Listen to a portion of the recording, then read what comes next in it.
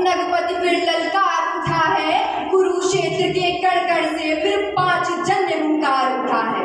शत शत आघातों को सहकर जीवित हिंदुस्तान हमारा, जग के मस्तक पर रोली सा शोभित हिंदुस्तान हमारा। मान्यवर, ये पंक्तियां एक ऐसे राष्ट्रपुत्र की हैं जो विराट व्यक्तित्व का धनी। जी हाँ, मैं बात कर रही हूँ भारत रत्न श्री अटल बिहारी वाजपेयी जी।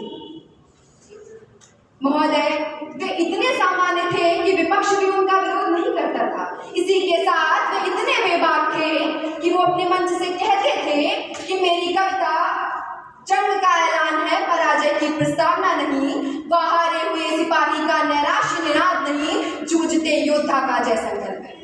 वे निराशा का स्वर नहीं, आत्मविश्वास का जय।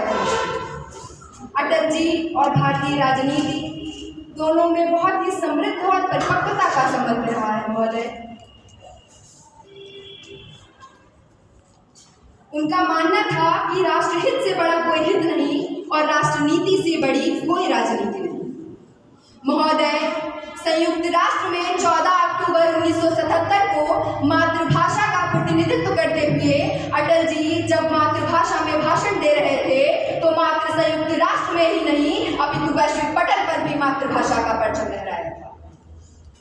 महोदय, भारत का एक ऐसा प्रधानमंत्री जिसने भारत को भारत बनाने के लिए अथक प्रयास किए हैं। जब संसद में वह चाहे सत्ता पक्ष के रूप में या विपक्ष के रूप में अपनी अभिव्यक्ति देते थे तो उनके व्यक्तित्व से सिर्फ भारत का उदाहरण था।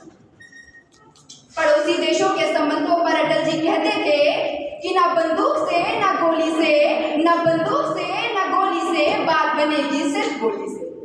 महोदय, इस हिंद राष्ट्र के चट्टानशील प्रधानमंत्री जो केवल कहते नहीं थे बल्कि उम्मीद से बढ़कर निपुणता से अपने कार्यों को पूर्ण करते थे। चाहे मैं वर्णन करूं पोखरण में परमाणु परीक्षण की या कारगिल में फतेह ऑपरेशन विजय की, मैं वर्णन करूं सर्वप्रथम GST मॉडल सराहना की या मैं बात करूं फॉरेन पॉलिसीज, मैं बात करूं टेलीकॉम रिफॉर्म्स की या मैं बात करूं सर्व शिक्षा अभियान।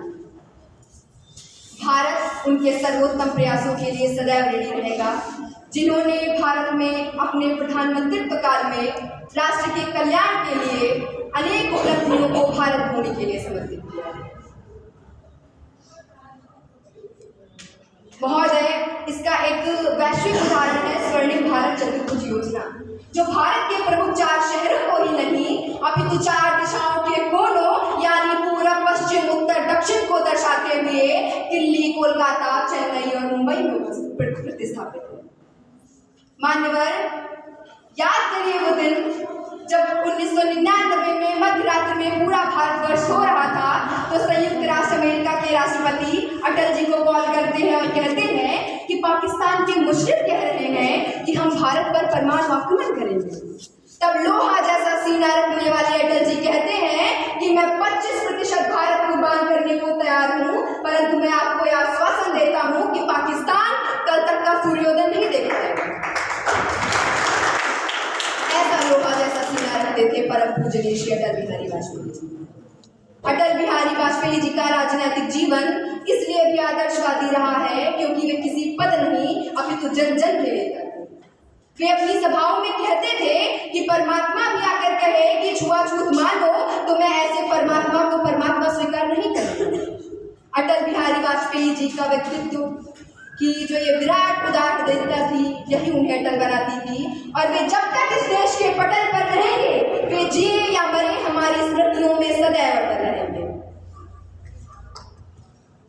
अपनी वाणी को विराम देते हुए अंत में मैं कहना चाहूंगी कि है नमन उनको कि जिनको काल पाकर हुआ पावन, शिखर जिनके चरण छूकर और मानी हो गए हैं, कंचनी तन चंदनी मन आह आंसू प्यार सपने, राष्ट्र के हित कर चले सब कुछ हवन तुमको नमन है नमन उनको कि जिनके सामने बौना हिमालय, जो धरा पर गिर पड़े पर आसमानी हो।